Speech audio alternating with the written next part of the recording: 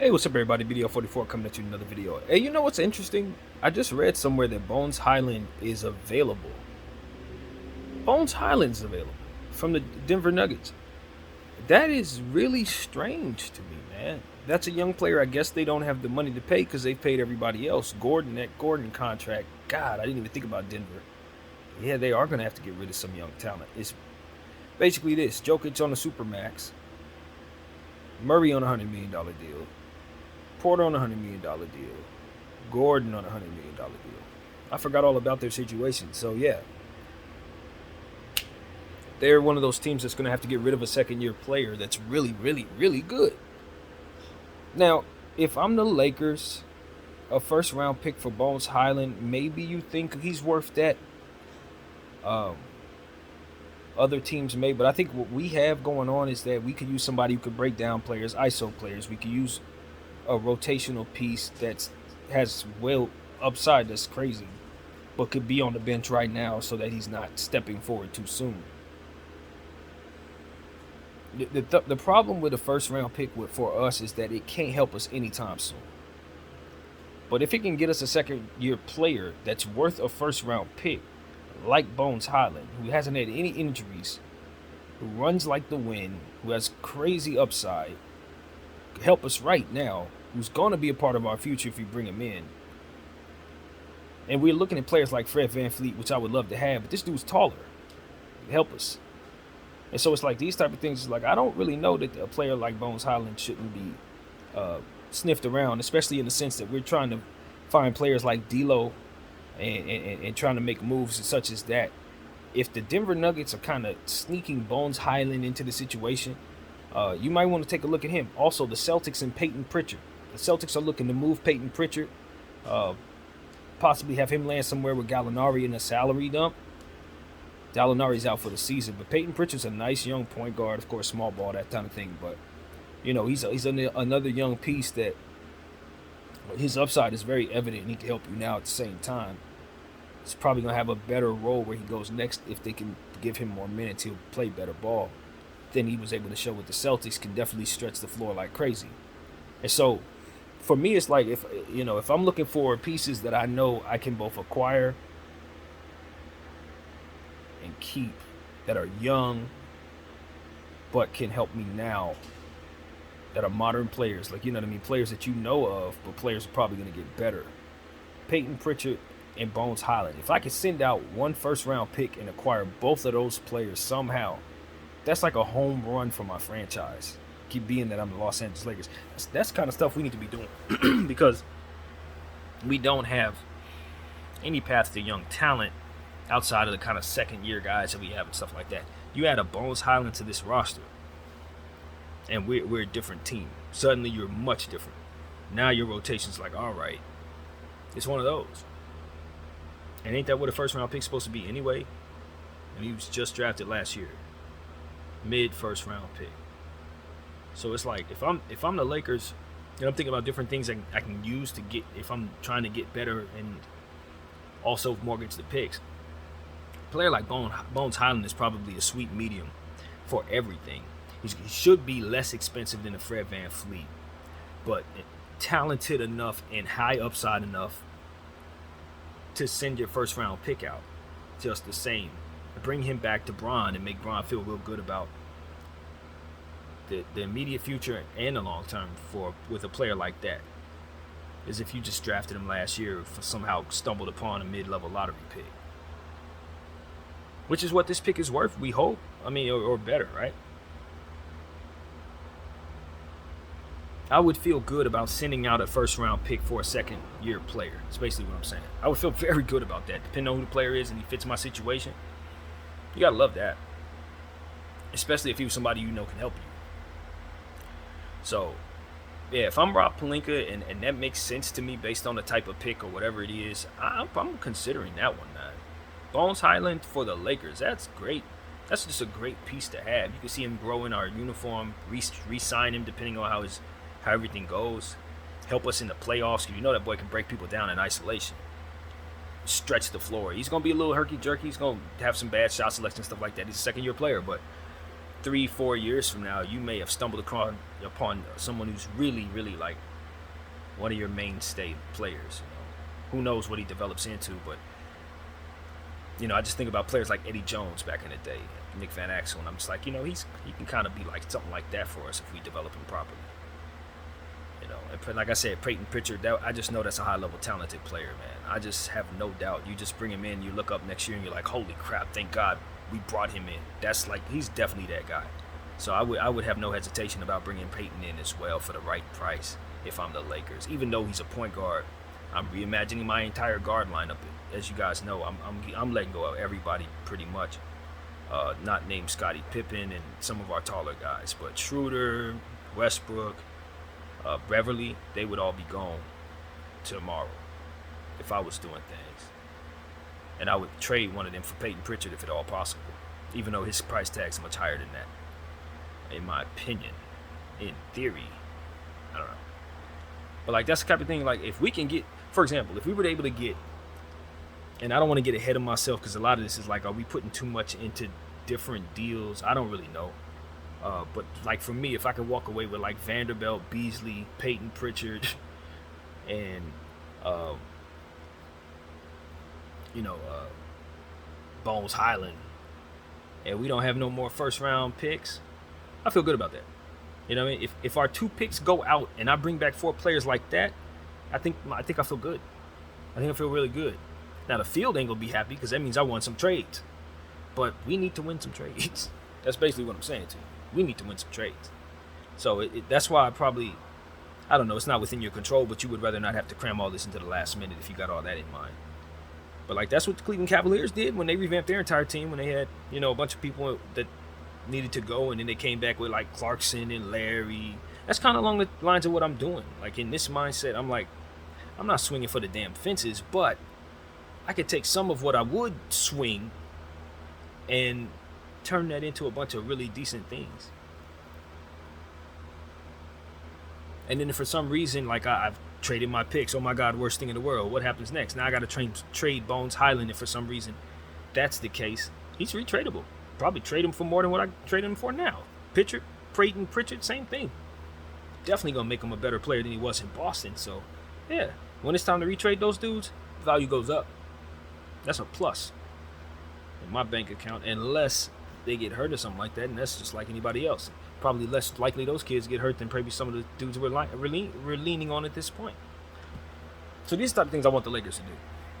Because if we're going to be losing and we're running all kinds of small ball, make sure that every player on the roster is that type of player that's like, next year, even if you know what I mean, you didn't get it done this year, next year, your team is so much better because you're bringing back Bones Highland and all these different guys that can really have that upside. And to a point, we have some of those dudes. Troy Brown, Austin Reeves, you know what I mean? We have some dudes. Christie, obviously. Winyon, depending on how we value these guys, we have them. But we can get more, and we can have better ones. A guy like Bones Highland, that's a better one. You know what I mean? Peyton Pritchard, arguably, depending on what he turns into, could be one of the better ones. So that's where my head is, man. That's where my head is. Let's get rid of the old guys that are kind of seasoned veterans, really solid. If they got trade value right now, it's definitely time to try to pull the trigger on that, because I guarantee you keep them for 1-2 more years, they won't have any trade value. It can turn quick for a guy like Patrick Beverly. If you can get him out of here for something, definitely should do that. Don't psych yourself into thinking you need him. He ain't gonna win nothing this way.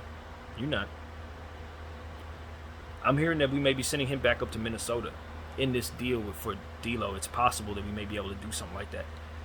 Question is, by way of the letter of the NBA, since he's been traded around from these 3 teams, because he bounced from Minnesota to Utah to the Lakers, would there be some snag in trading him in this trade? I think it's possible there is one, but I think it's also some desire for Minnesota to reacquire him, especially since D'Lo's going out, Conley coming in. I think they want Pat. So we will see how this goes. This is really interesting how these teams are retrading players. I don't know. That seems kind of weird to me. But whatever the case may be, we definitely want to be a part of it, getting some of those guys that came from Minnesota to us. That is really strange, man. I hope there's nothing funny to see there, because I don't want nothing costing us future assets.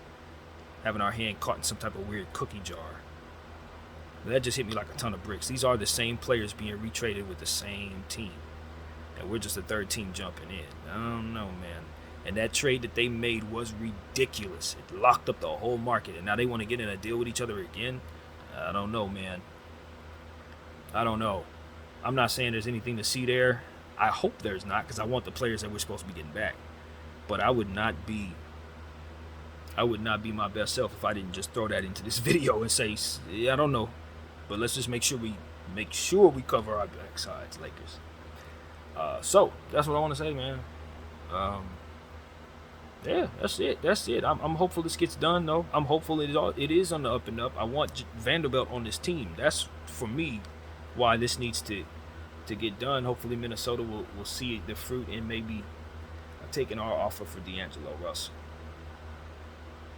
Although they probably can get a little more than what's being put in this trade. Now, here's the deal. Here's another thing. If more needs to be put in the deal, there should be no reason we don't put in like a Lonnie Walker. There should be no reason we don't put in Thomas Bryant. I know people don't want to throw in Thomas Bryant. I know people don't want to do that. But I just look at it as a situation where if we don't, it's a good chance we don't re-sign him. It's a good chance. And the reason why is because our coach isn't running him properly. He's not putting him in rotation. He's using him funny, like we were saying, situational role player nonsense. That's not what Thomas Bryant is at this point. He should be our starting center, getting upwards of 13 shots up a game. Maybe even more given his efficiency. We've completely botched a breakout season for that young man, by the way. But nevertheless, it's one of those situations where I'm pretty sure everybody was taking note and they know he's healthy, so they should probably want him if they know what they're doing. Offensive center, doesn't really play defense, but he'll make up for it on the boards. Whole lot of energy, doesn't miss very much. Yeah.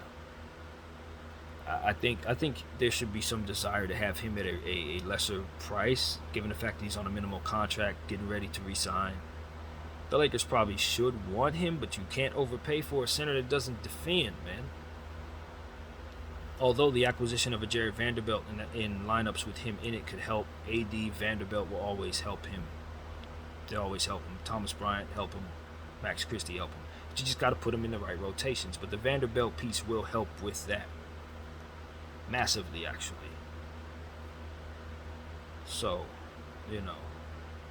But we have to reimagine our rotation with forwards, because I got a feeling it's just going to be difficult for us to keep the most. Like, we got guys that we used when AD was hurt.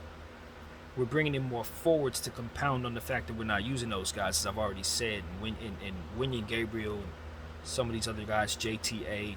I'm assuming Damian Jones would be going out in this trade, since he was mentioned in the first mock version that I heard of this trade.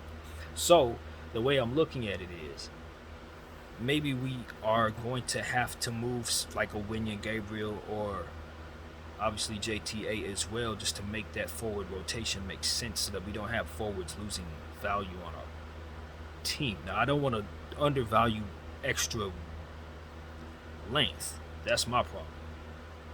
Don't undervalue extra length. But if guys can't play enough to be what they need to be when you call on them, they're not going to play well, which is something we've already learned this season. So you just don't want guys to be sitting on your bench eating away at their own value when they really could be a rotation legitimately helping you. It's a mistake that so many teams make, and then those same players are harder to trade because you can't convince anybody they actually can play. It's the Darius Baisley effect. That's what I call it. If they would have just kept playing him in the same minutes after coming back from injury, instead of letting players jump in front of him, they could have traded him quicker when he was rebounding all like crazy and got 3 times more from what they were going to be able to get for him today. Which is another thing. He's expiring. The Lakers should be going after him with a second-round pick or something, because that's all he's probably worth. But that's another one. It's like you can find forwards. You just have to find teams that are ready to move on from him. But keep an eye on Darius Baisley. He's one of those dudes at the last minute you might be able to pull from Presti, because he should not be able to he shouldn't be a problem for him to get a second-round pick for Baisley last minute, because they're not going to resign him. So That's a no-brainer. Maybe they even I don't see a reason to buy a young player out like that. They probably just let him finish the season on the bench if nothing else. But I don't know. I don't know. So these are the type of things I'm thinking about, man. The type of things I am thinking about. Bringing in Vanderbilt. I was paying attention to some of his numbers. He scores a little more than I thought he did. Actually, he on the nightly average, he's a little better of a scorer than I thought. And the assist numbers are a little lower on average. But if you look at the particular games I was talking about, he can have games where he has 6 assists. He had a couple games where he had like 4 assists, 3 assists. He can get involved in playmaking just as I described. But he averaged 8 points, 8 rebounds, and 2 assists on the year for the Jazz. And I would suspect his numbers would probably stay the same for us if he's in the same similar type of role. But he pops big. Those averages are wildly. They average into being what they are because his numbers just are all over the place. So it's not like you're going to get at 8 and 2 consistently. No, he's going to go 16, 4, 6. It's going to be like that. So, and when I say 16, I mean rebounds. He's one of the best rebounders on the planet. That's who he is. And I want to encourage everybody to just surf through some of my old videos. I've made so many. But back maybe early last year when I was preparing for last season, I did a lot of homework on the Minnesota Timberwolves as I did all these other teams. And I did extensively break down Vanderbilt's game because I did homework on him and everybody else in the league for that matter that year. So what I do remember is he reminded me of a mini Dennis Rodman. He rebounds the ball significantly well, and he blocks shots significantly well. And so that's what I remember understanding about him. He's extremely quick, extremely long, can jump. But I had a really, really, really good, extensive breakdown on that dude. Probably, if I'm guessing, I would say like my season preview of the Minnesota Timberwolves or something like that. And I'm pretty sure I broke down this game very well. And then probably in other videos at random talking about that team during that era, I'm pretty sure I broke down this game more than once, to the best of my knowledge anyway, as I best could do it through the homework I saw. Checking out some of these YouTube videos that everybody puts up. I just really was intent that year on getting everybody. So with him, it was like, oh yeah, Minnesota was one of the exciting teams that year for me to pay attention to, and he was one of the main pieces that made them exciting, which is why I still want us to pick him up and think of him as the main piece of everything that we're getting, including over D'Angelo Russell. It's about Vanderbilt for me, because I know he's that Swiss Army knife player that every team needs. And if you have more than one, especially on a team like with this AD and Bron situation, that player is going to help them in ways that you need so very badly, both with AD on the floor and without him on the floor. You need a Vanderbilt. So I just don't want Conley at 22. That's my thing. It's like, even if we have to take back Conley, I'm like, I don't really want to take back Conley. But I value Vanderbilt more than anybody else in this trade rumor. So the unit should value shooting more so, though. I want to make that clear. Just because I value that piece doesn't mean that our team needs him more than we need shooting. No, we need shooting more than anything else. Which is why there's going to be a very good trade if we can pull it off, man. It is. It's going to be good for us. So, I want to see us continue to try to explore Rui Hachimura. I know he's a player that we're using in some ways. I really like his fadeaway. One of the things that I liked in the game that we saw yesterday that didn't get mentioned because of all that else that went on was how well he shot. He shot the ball in the limited time that he shot the ball, because he didn't attempt too many. We saw some good sequences from Rui Hachimura, so that got lost in everything. So, yeah, man, hopefully we can continue to explore his mid-range game, his fadeaway, stuff like that, and continue to give him the minutes necessary to be a help defender, because I saw some great flashes there, particularly against New Orleans, and I've referenced it more than once. But he just showed me that he's a better effective defender than the eye test will show you. He does find himself effectively in place to do things defensively, even though he's a bit slower than you want to see him be. He's able to do what he needs to do to keep himself a threat defensively. which is something that I've been watching and intent on paying attention to as I see him play. So, yeah, Rui Hachimura is helping us defensively more so than I thought he would, and that's key. So as his offense starts to get worked in, I don't want us to get frustrated at him not being able to be the greatest catch and shoot 3-point shooter, because I know that when we brought him in here to do that, I think that'll come. It'll come around, but I think we need to continue to explore his other stuff, man. And he plays so well with Bron and AD now. He really does play well off those guys. He helps them. Hopefully he can get better at running in the open court with them, making better decisions, just getting used to playing that more fast-paced kind of style that we like to play with. And as he gets more comfortable in those situations, I think he'll be a much more effective forward for us. So, yeah, I like Rui Hachimura. It's going well so far. So, that's what I got to say, man. Looking forward to the trade deadline tomorrow. Less than 24 hours away, so we're going to stick by the phone and keep you guys up on everything that happens. And if nothing happens, I'll be surprised. I ain't going to lie. I'll be very surprised if we don't have an active trade deadline tomorrow. So, that's what I got to say. BDL44. Thank you all for watching.